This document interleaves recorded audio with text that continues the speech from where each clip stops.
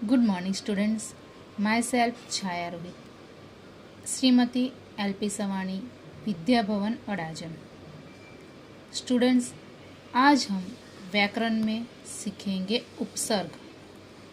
उपसर्ग क्या होता है और उसका प्रयोग कैसे किया जाता है वो हम आज सीखेंगे। तो पहले हम यहाँ पे थोड़े शब्द देखते हैं। जैसे यहाँ दिया है गुण। गुण एक शब्द है, उससे ये 4 और शब्द बने हुए हैं। यहाँ पे 4 है, लेकिन ऐसे और कई शब्द एक शब्द से बनते हैं। उसमें थोड़ा फेरफार होता है, आगे या तो पीछे शब्द के कुछ शब्दांश जोड़ दिए जाते हैं। जैसे यहाँ हम देखते हैं ये गुण है, तो यहाँ पे बना है सगुण, निर्गुण, दुर्गुण, अवगुण।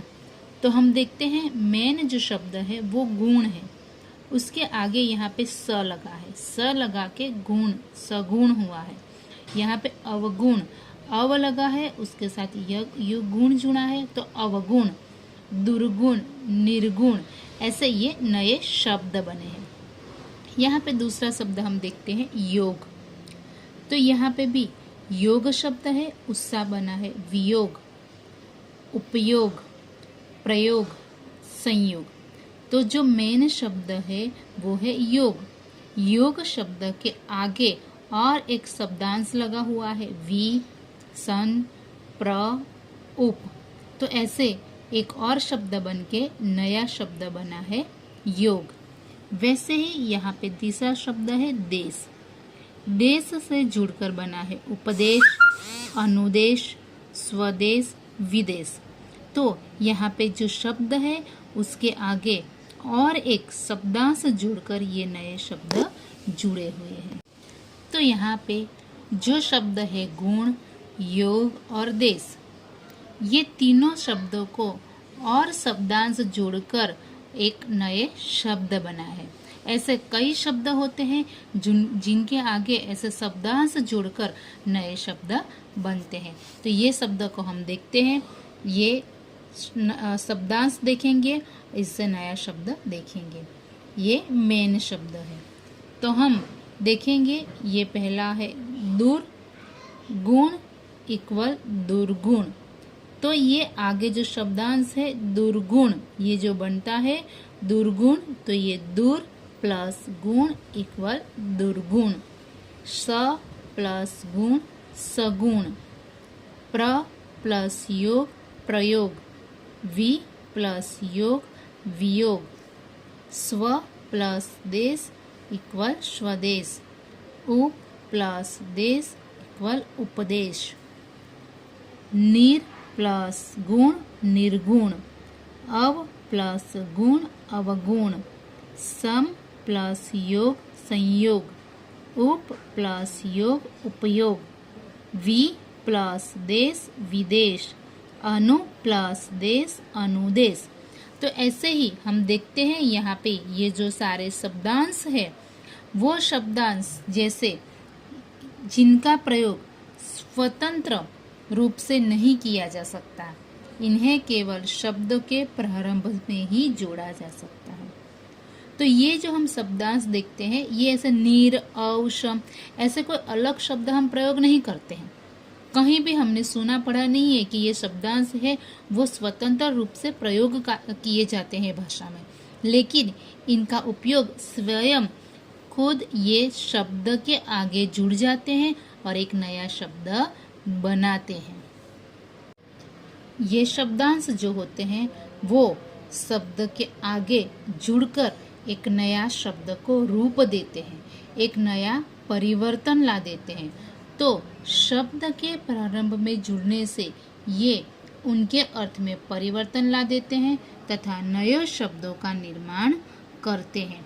ये अपने तरीके से एक नए शब्द बनाते हैं। उपसर्ग वे शब्दांश है जो सार्थक शब्दों से पूर्व जुड़ने पर अर्थ में परिवर्तन ला देते हैं।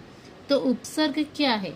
तो उपसर्ग वही शब्दांश है, वो शब्द के अंश है जो सार्थक शब्द, सार्थक मीन्स जो अर्थ देते वाले शब्द, निरर्थक शब्द नहीं, लेकिन कोई भी एक अपना एक अर्थ प्रदर्शित करते हैं। ऐसे जो शब्द होते हैं उन्हें सार्थक शब्द कहते हैं। तो सार्थक शब्दों से पूर्व जुड़ने पर अर्थ में परिवर्तन ला देते हैं। तो सिंपल एक हम शब्द देखते हैं कि योग है, लेकिन योग के सामने एक उप जुड़ जाता है शब्द, तो उसका शब्द होता है नया उपयोग।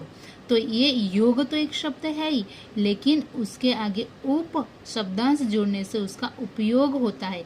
तो ये उपयोग एक नया एक शब्द बनता है और पूरा उसके अर्थ में परिवर्तन ला देता है। तो योग और उपयोग दोनों एक अलग अलग शब्द है और उसके अर्थ में परिवर्तन आ जाता है। तो ऐसे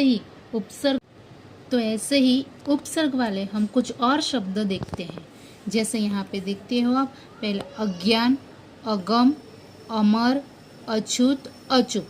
तो यहाँ पे ये सारे शब्द में अ है, जो शब्दांश यहाँ पे उपसर्ग की जगह पे नया शब्द बनाता है।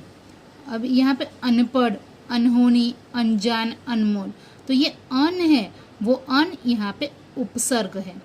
कपूत, पुत मीन्स पुत्र, यहाँ पे कपूत, तो क उपसर्ग है और कपूत मीन्स खराब पुत्र, ये अर्थ बताता है। वैसे ही यहाँ पे कुपुत्र, कुसंग, कुकर्म, कुसमय, तो ये कु है वो एक अलग अर्थ बदलता है और कु है वो उपसर्ग बताता है। निकम्मा, निडर, निठल्ला, निहत्ता, यहाँ पे नी है वो उपसर्ग है। परदेश, परलोक, परदादा, परपोता, तो यहाँ पे जो पर है वो पर उपसर्ग है। सपूत, सपरिवार, सुविचार, सकाम, यहाँ पे स है वो स उपसर्ग है। अधपका, अधमरा, अधजला, अधलिखा, तो यहाँ पे अध है वो अध उपसर्ग है। दुखद, दुबला, दुष्वप्न, दुगुना, तो ये दु है वो दु उपसर्ग है। बिन बात, बिन ब्याह, बिन मांगे, बिन कहे, बिन है जो उपसर्ग है। भरपेट, भरमार, भरपूर, भरचक, तो भर यहाँ पे उपसर्ग है। चौराहा, चौमासा, चौकर, चौपाई, तो यहाँ पे चौ है वो उपसर्ग है। तो आप यहाँ पे स्टूडेंट्स देखते हो कि जैसे जो शब्द है ज्ञान, तो ज्ञान नॉलेज वो एक शब्द तो है ही, लेकिन उसके आगे अ लग जाने से, अ उपसर्ग आ जाने से अज्ञान शब्द, अज्ञान वो एक नया शब्द बनता है। वैसे ही कुपुत्र, परदादा, तो दादा का पर वो उपसर्ग लगा के परदादा बनता है। अधपका, पका और उसके आगे अधपका, तो वो अधपका हुआ ऐसा अर्थ उत्पन्न होता है और ये उपसर्ग एक नया शब्द बन जाता है। ऐसे ही यहाँ पे हमने शब्द देखे, ऐसे ये उपसर्ग लगने से सारे अर्थ उसके परिवर्तन हो जाते हैं। तो ऐसे ही आगे शब्दांश लगाने से जो अर्थ परिवर्तन होता है, ऐसे ही शब्दांश को उपसर्ग कहते हैं। स्टूडेंट्स, अब हम उपसर्ग जैसे ही एक और टॉपिक हम देखेंगे जो भी ग्रामर में बहुत ही इम्पोर्टेंस है, और वो भी अर्थ शब्द एक नया बन के नया अर्थ लाता है। जैसे हम यहाँ पे देखते हैं, शब्द है लड़, लड़ के साथ आई जुड़ जाता है तो उसका बनता है लड़ाई। लड़ के साथ आका जुड़ जाने से बनता है शब्द लड़ाका। चाचा, उसके साथ ई जुड़ जाने से बनता है चाची। चाचा के जैसे एरा शब्दांश जुड़ने से बनता है चचेरा। दया, दया के साथ जुड़ने से आलू, दयालु। दया उसके साथ जुड़ता है वान, तो उसका बन जाता है दयावान। तो हमने आगे उपसर्ग में क्या देखा कि शब्द के आगे शब्दांश जुड़ जाता है तो उसे उपसर्ग कहते हैं और वो एक नया शब्द बनाता है, एक अर्थ परिवर्तन लाता है। तो बच्चों, यहाँ पे जो शब्द है उसके पीछे कुछ शब्दांश जुड़ जाते हैं। शब्द के पीछे शब्दांश जुड़ जाने से एक नया शब्द बनता है। जैसे हमने देखा चाचा के पीछे ई जुड़ जाने से चाची बनता है। तो ये जो नया शब्द बनता है और उसके पीछे जो जुड़ जाने वाला शब्दांश है ई, एरा, तो ऐसे शब्दांश को हम यहाँ पे पूर्व प्रत्यय कहते हैं। तो ये एक हम नया एक टॉपिक सीखेंगे। शब्द में हमने देखा जो लड़, चाचा और दया, तो उनके साथ जुड़ता था आई, ई तथा आलू।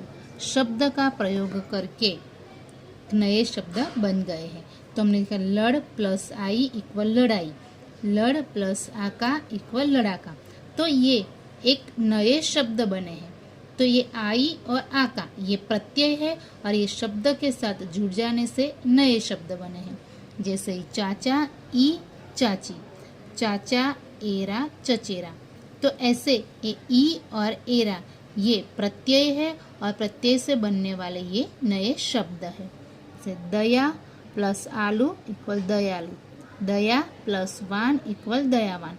तो ये आलू और वान ये प्रत्यय है और ये इनसे नए शब्द बने हैं। तो जो लड़, चाचा, दया शब्दों के अंत में जोड़े गए आई, ई, आलू शब्दांश प्रत्यय कहलाते हैं।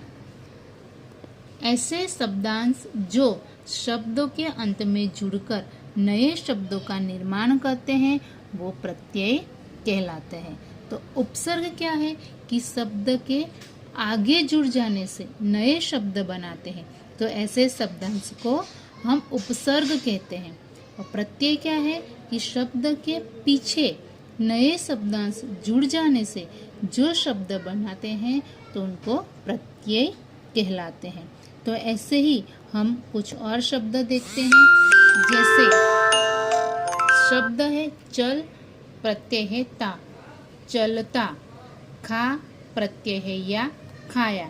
तो ऐसे ही ये शब्द है जो प्रत्यय लगाने से नए शब्द बनते हैं। जैसे खिलौना, गाड़ी वाला, भूखा, लड़पन, इंसानियत, खटिया, बलशाली, झगड़ालू, बबुआइन, शेरनी, भिखारी।